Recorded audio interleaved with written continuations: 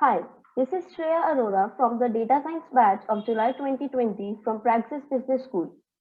I, along with my team members Anirudh Sharma and Anirudh Nair, have performed exploratory data analysis on attrition of a company, which basically means the employee turnover. So, we have prepared a short presentation which tells us about some visuals and insights of the information that we have gathered from our analysis. So, let's start with looking at the data. This is the data dictionary of our dataset, which contains 20 variables which are further divided into categorical and numerical variables, which are furthermore divided into different categories. So let's look at some of the categories.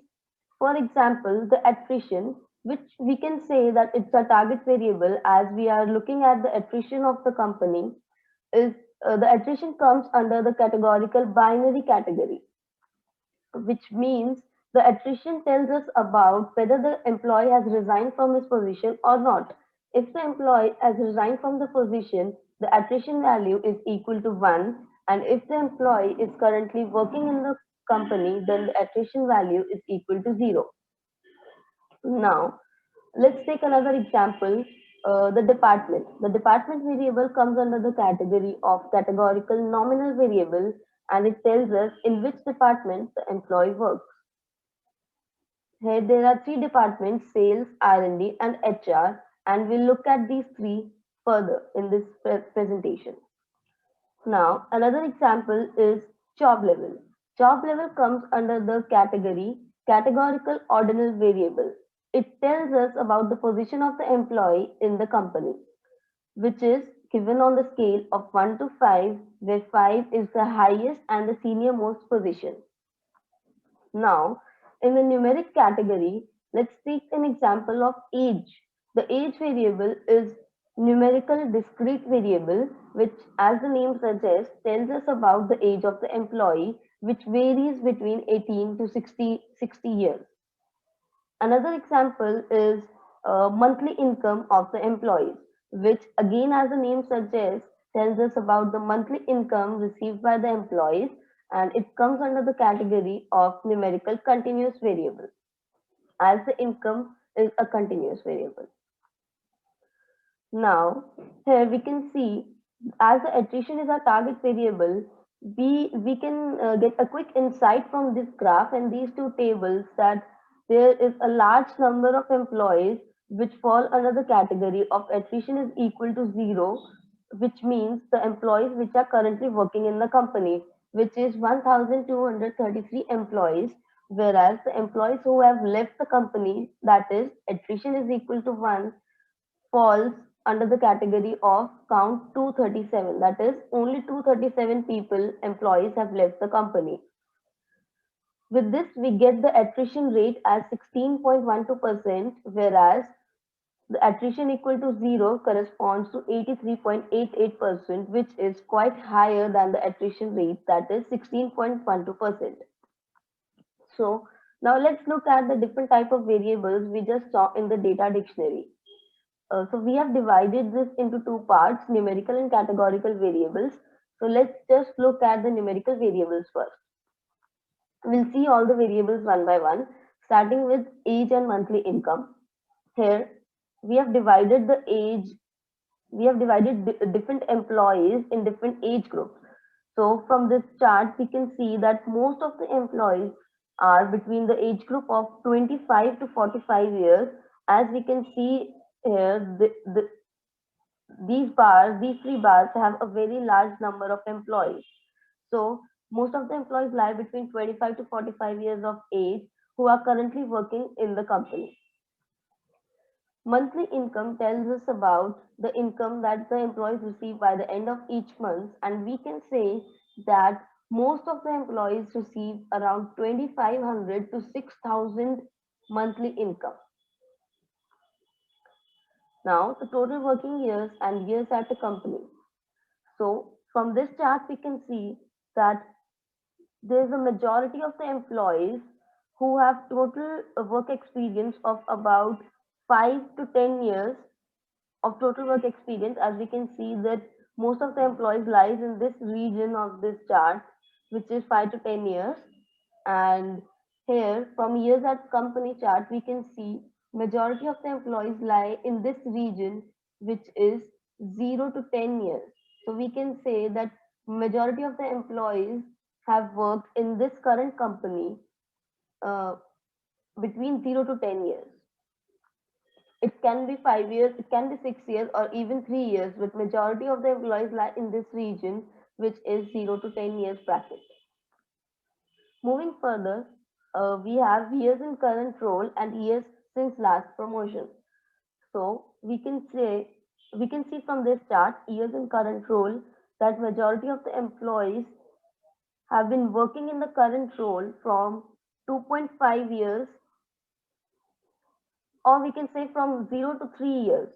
The majority of the employees have been working in the current role from 0 to 3 years, and from this chart, years since last promotion, we can say that majority of the employees have had their last promotion 0 or 1 years back, as majority of the employees come in this area, which is 0 to 1 bar. We can say that most of the employees have had their promotion 1 year ago or just now, as 0 also has a lot of employees in this bar.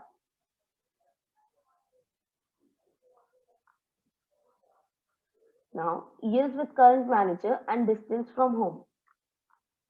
From this first chart, we can see that majority of the employees have worked with their current manager for 0 to 3 years, as majority of the area belongs to this region from 0 to 3 years.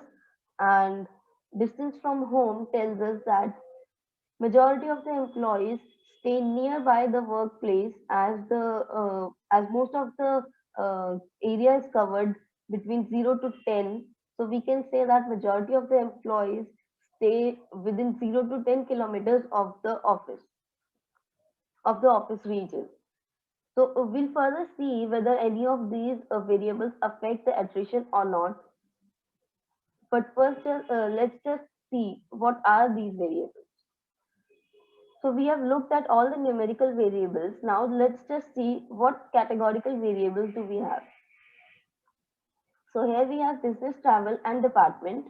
From business travel, it is clearly visible that there is a lot of difference between the employees who get to travel rarely and employees who travel frequently, or even the employees who do not travel. So we can say that there is a large number of employees who do not get a chance to travel frequently. That is, they travel very rarely due to their work, and a very less number of employees travel frequently on business, and even less number of employees do not get a chance to travel. This may be because their work does not require them to travel, or maybe because they do not get a chance to travel.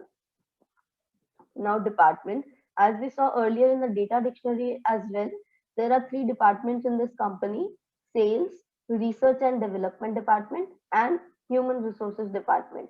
And here again, we can see a large difference between the employees who work in sales and who work in research and development department, and the employees who work in human resources department, which is marginally very less.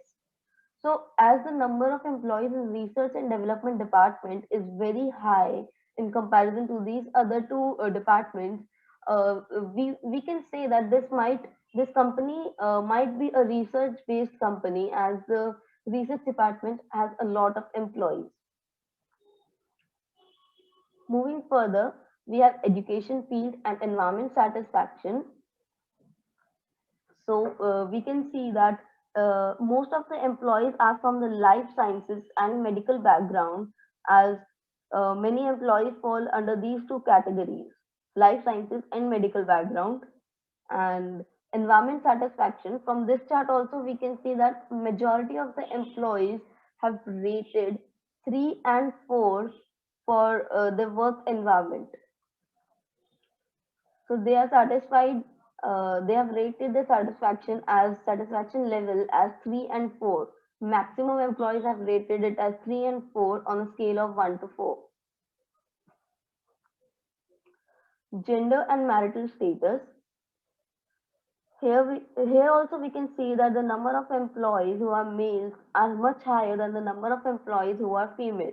So the company is not gender neutral, and there are more males as compared to females. In marital status, we can see that a high number of employees are there who are married, and followed by the number of employees who are single, which is lesser than the married employees. And further, we can see that the divorced employees are further lesser than even the single employees. Now we have work-life balance and overtime. From work-life balance, we can see that a very high number of employees have rated their work-life balance as 3 on a scale of 1 to 4, and a very, very less number of employees have rated it as 1. In overtime, we can see that that overtime that most of the employees do not work overtime, as a very high number of employees fall under the category of no. So only a few employees, a very less number of employees, actually work overtime in the company. So we'll further see if overtime and work-life balance affect the attrition or not, and if they affect, to how much extent they affect. Now here are some job related scales that we have. The first one is job involvement, then job level, and job satisfaction. We can see in job involvement that there is a high number of employees which have rated the job involvement as 3. Like the most of the employees fall under the category of level 3 when it comes to job involvement. And job level, as we saw earlier in the data dictionary as well, most of the employees in the company are freshers. So that means they fall under the category of job level 1 and 2. That is which are the lower job levels in any company. So that means most of the employees in this company are freshers, followed by the other employees which fall under the category of job levels 3, 4, and 5. Job satisfaction. In job satisfaction, we can see that majority of the employees have rated their satisfaction for their current job as 3 and 4, which is quite high as compared to the employees who have rated their job satisfaction as 1 and 2.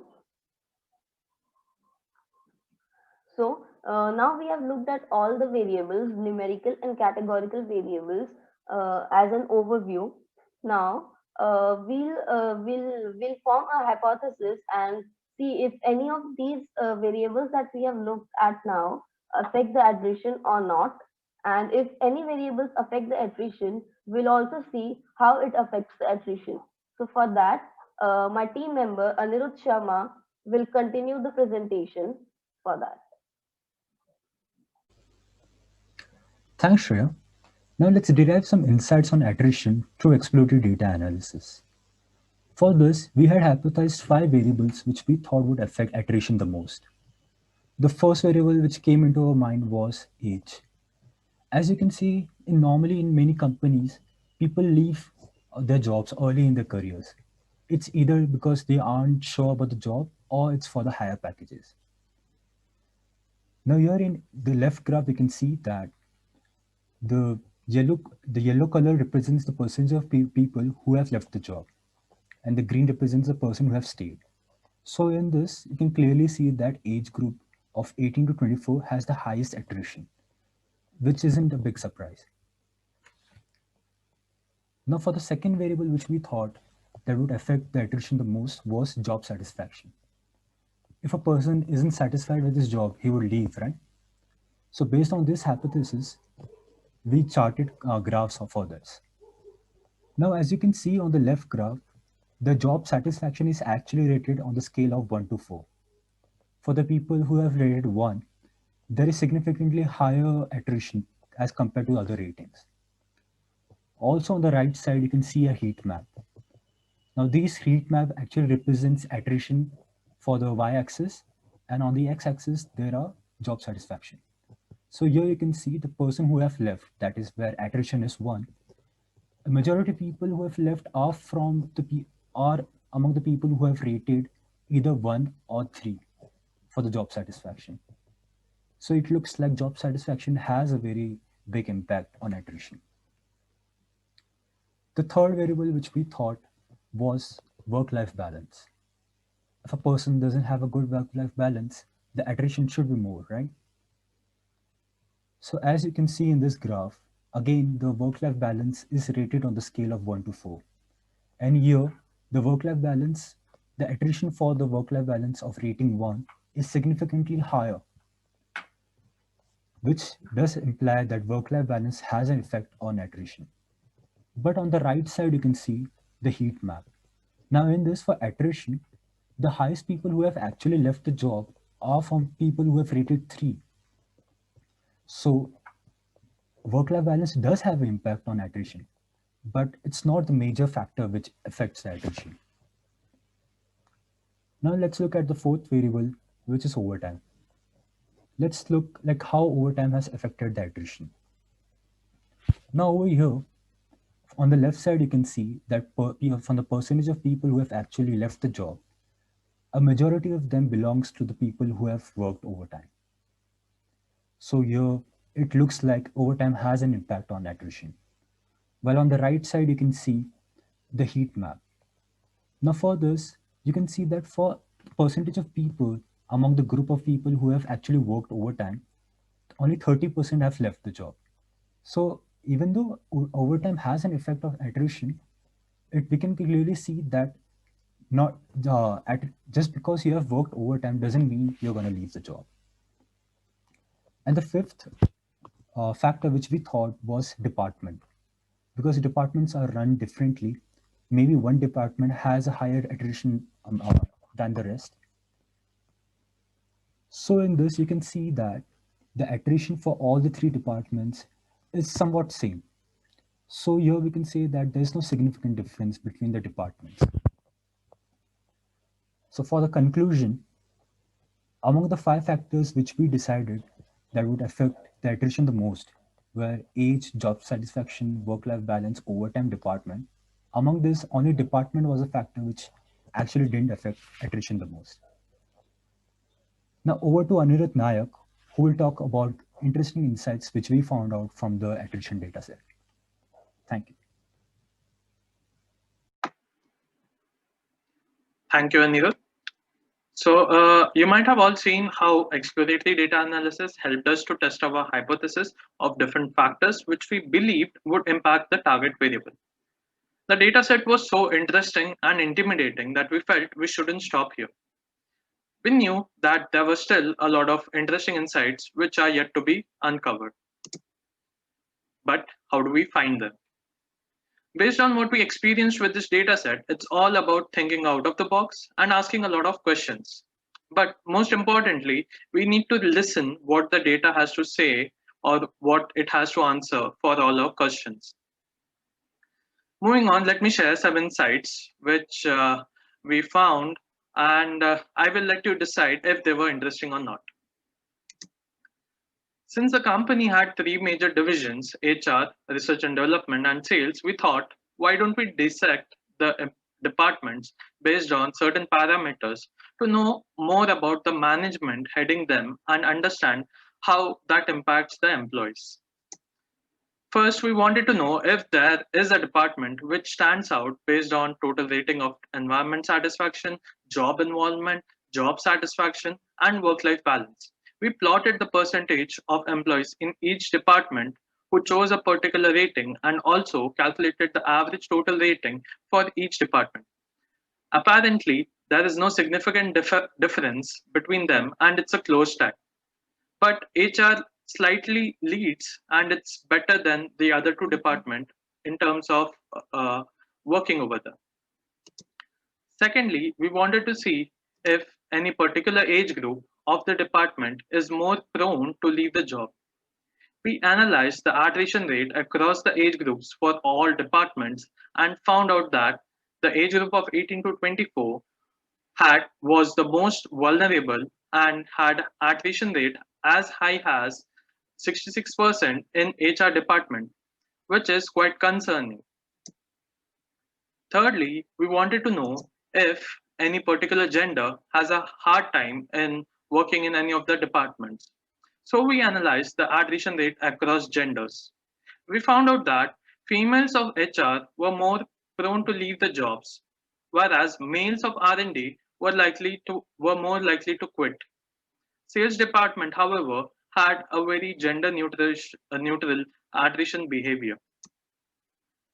Next, since employees of each department were engaged in different kind of work, we wanted to know if one of the departments had more business travel opportunities than the other.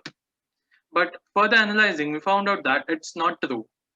All departments have almost same percentage of employees who engage in business travel. Curious enough, we wanted to know if employees of a certain department would get promoted faster than the others. If we look at the graph, the 75 percentile of employees in each department, for HR, these employees have received a promotion in the last 2.5 years, whereas for sales, it's 4 years. And for research and development, the number is 3. So employees in HR receives promotion a bit faster than the other two departments. Next, while trying to find more features to help us better predict the attrition, we asked the following questions. Is it possible that employees who are working in departments with a relevant education field more likely to quit the job? Let's find out. As you can see from the graph, apparently a lot of employees in HR and sales have a different education background. But if you see the attrition rate for employees in this category, there isn't a significant difference from those employees who belong to the other category. So this variable is not a good predictor. The next question which we asked was, are employees who stay farther than the average with having the job demanding for an overtime more likely to quit the job? From the graph, it's apparent that such is the case, as the attrition rate among such employees are thrice that of those who don't belong to this category. Moving on to the last segment of some out-of-the-box insights, we thought, is it possible that employees who chose a particular educational background earn significantly more than the employees who chose other? From the graph, it can easily be seen that employees with marketing background have a higher median salary, whereas employees who chose HR as educational field have the lowest median salary. We didn't stop here. We wanted to know if work is a potential cause for divorce in employees. We believe variables such as job satisfaction, work-life balance, environment satisfaction, and business travel would be good indicators to understand this impact. But after thorough analysis, and as you can see from the graph, the divorce rates, we conclude that work is not a reason for divorce.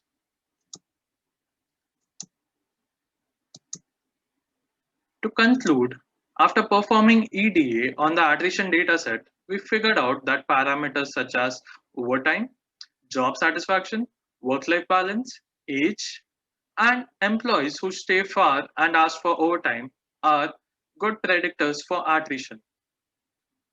We would be verifying the results using recursive feature elimination, decision tree classifier, and other feature selection method in our next presentation. So stay tuned.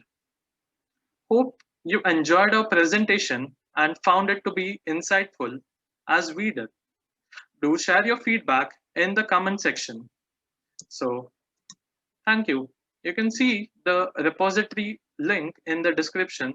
Please do check out.